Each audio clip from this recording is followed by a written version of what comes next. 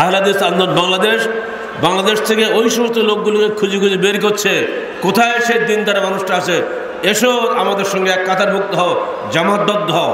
সুদূর হাতিয়া থাকো, আর নিজুম দিকেও থাকো, আর মনপুরে থাকো, আর সিলেটে থাকো, আর চিটাগাং থাকো, আর কক্সবাজারে থাকো, আর বন্দরবান পাহাড়ের মাথায় থাকো, যেখানে তুমি থাকো তুমি ওর ভাই। কি সাগরকুলের মানুষেরা দক্ষিণবঙ্গের বরিশালের বরগুনার মানুষেরা গিয়ে রাজি আছেন? আলহামদুলিল্লাহ, আপনাদের সাড়া পেয়ে খুশি হলাম। আমরা আকিদার বন্ধু চাই, আমলের বন্ধু চাই, টাকা পয়সার বন্ধু আমার দরকার নেই।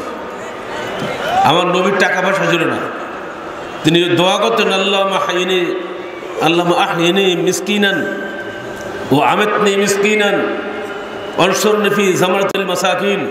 হে আল্লাহ, তুমি আমাকে মিসকিন হালে বাঁচিয়ে রাখো, মিসকিন হালে মৃত্যু দাও, ও কিয়ামতের দিন মিসকিনদের সাথে আমাকে পুনরুত্থান ঘটাও। আমরা মিসকিন হালে দুনিয়ায় বাস করতে চাই, কিন্তু দিনদার মানুষ খুঁজে বের করছে সব জায়গাতে। সমস্ত দিনদার মানুষের ঐক্যবদ্ধ প্রচেষ্টার মাধ্যমে ইনশাআল্লাহ সমাজ পরিশুদ্ধ হবে, সমাজ সুন্দর সমাজে পরিণত হবে। বাতিলপন্থী সন্ত্রাসীদের দিয়ে কষে গেল সুন্দর সমাজ গড়ে উঠতে পারে না। তিলকা দারুল আখিরাতু নাজআলুহা লিল্লাযিনা লা ইউরিদুনা উলুফান ফিল আরদি ওয়ালা ফাসাদা ওয়াল আকিবাতু লিত-তাকওয়া। আল্লাহ পাক বলছেন, জান্নাতের গৃহ আমি নির্মাণ করেছি তাদের জন্য যারা দুনিয়াতে বড়ত্ব এবং ফাসাদ কামনা করে না। শুভ পরিণাম শুধুমাত্র মুত্তাকিদের জন্য। ভাঙচুর করে, গাড়ি ভেঙে, হরতাল করে, মানুষ হত্যা করে কোশ্চিনকালে মানুষ সমাজে শান্তি প্রতিষ্ঠা করা যায় না। কোরআন এটা বলেনি, ইসলাম এটা বলেনি।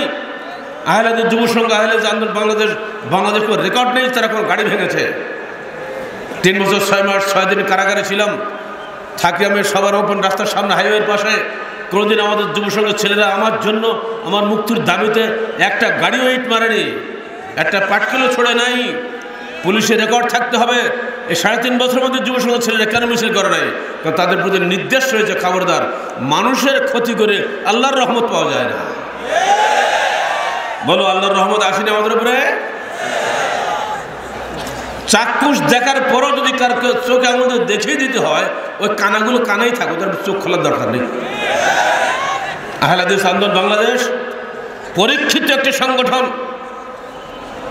পোড় খাওয়া সংগঠন। যত রকম অভিজ্ঞতা আল্লাহ পাক চান তিনি আমাদের পরীক্ষা নিয়েছেন। আলহামদুলিল্লাহ, আল্লাহ পাক আমাদের পরীক্ষায় বিজয়ী করেছেন, পরাজিত করেন নাই। আমি চাইব আপনারা সবাই পরীক্ষায় বিজয়ী হওয়ার জন্য আল্লাহর কাছে প্রার্থনা করুন। আল্লাহ পাক যাকে, হাদিসের ভাষা বলছি, ইন্নাল্লাহ ইজা আহাব্বা আহাদান ইউসাব মিনহু। আল্লাহ পাক যাকে ভালোবাসেন তাকে মুসিবতে ফেলেন, মুসিবতে পড়লে যেন পালাবেন না। আহলে হাদিস হয়েছে, মানুষ মারছে, আগুন দিয়ে পোড়াচ্ছে, ভোলার মসজিদ আগুন দেওয়া দেখেননি ভিডিওতে? সেই মসজিদ পোড়ার ছেলেটি আজকে এখানে হাজির হয়েছে আমাদের এখানে, আলহামদুলিল্লাহ বলেন। এক আসেনি, আরো বহু লোককে সাথে করে নিয়ে আসছে। ইনশাল্লাহ সেখানে পুরাটাই একদিন ওই এলাকায় আহলে হাদিসের জয়গান উঠবে, কেউ ঠেকাতে পারবে না ইনশাআল্লাহ। বাতিল গায়ের জোরে কিছুদিন হইচই করে, তারপরে একসময় পরাজিত হয়। আহলে হাদিস আন্দোলন বাংলাদেশ, আমরা এক কথা বলে দিচ্ছি, আকীদা মজবুত করো, আচরণ নরম রাখো। আচরণ কখনো উদ্ধত হবে না তোমার, যতই উস্কানি দেখ, আচরণ কখনো আমাদের উদ্ধত হবে না। আমরা চাই দেশে শান্তি। সরকারে কে আসলো কে গেল দেখার বিষয় নয়। সরকারের লোক যদি মুসলমান হয় তাদেরও জান্নাত জাহান্নাম নেই, তাদের দায়িত্ব কি আমাদের সাথে বেশি নয়? তারা যদি ইসলাম বিরোধী আমল করেন, কাজ করে, তাহলে তাদের শাস্তি কি বেশি হবে না? আমারও অতক্ষণ দায় পড়ে গেছে সরকারে যাওয়ার জন্য, ওকে হটাও আমাকে বসাও, এর নাম কি রাজনীতিটা? কি এইগুলোর মধ্যে আমরা নাই।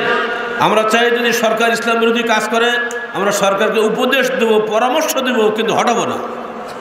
কত মনে থাকবে?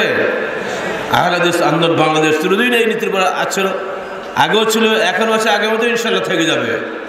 আমাদের উদ্দেশ্য মানুষকে সংশোধন করা। আমরা সংস্কারক আন্দোলন করি, সংস্কার ধর্মী আন্দোলন আমাদের। এখানে আমাদের বৈশিষ্ট্যগুলি একটা একটা বলছি, মনে রাখবেন। প্রথম বৈশিষ্ট্য হলে এই, আমরা সংস্কারক হব। যদি কেউ সত্যিকার অর্থে ফেরকা নাজিয়ার অন্তর্ভুক্ত হতে চান তাকে সর্বাগ্রে সংস্কারক হতে হবে। সামনে দিয়ে দুনিয়ার পাপ করে গেল, আপনি কিছুই বলবেন না, চোখ গুলি হেঁটে যাবেন, এটা চলবে না। একজন লোক সমানে একজন লোককে পিটাচ্ছে অন্যায়ভাবে, মানে বলবেন না এই বাবা মারিস না, এটা বলবেন না। এখন এমন এক যুগ পড়েছে, মেরে ফেললেও বল না তুই মারিস না, এটার নাম কখনো ফেরকা রাজিয়া নয়। শত শত লোকের মধ্যে একটা মেয়েকে পিটাচ্ছে, মেয়েটা বাঁচাও বাঁচাও বলছে, সবাই ভিডিও করছে, ছবি তুলছে। ঠিক ওই ভিডিওওয়ালাদেরকে পড়েননি পত্রিকায়? এটার নাম মুসলমান নয়। সংস্কারক হতে প্রতি পদে পদে। আপনার ছেলে অন্যায় করছে, বাপ কথা বলবেন না? কিসের বাপ আপনি? আপনি কারো বাপ না, মুরব্বি যাচ্ছেন রাস্তায় হেঁটে, এটা ছেলে দুই ছেলে ঝগড়া মারামারি করতেছে, এই বাবা এটা করিস না, এটা বলবেন না?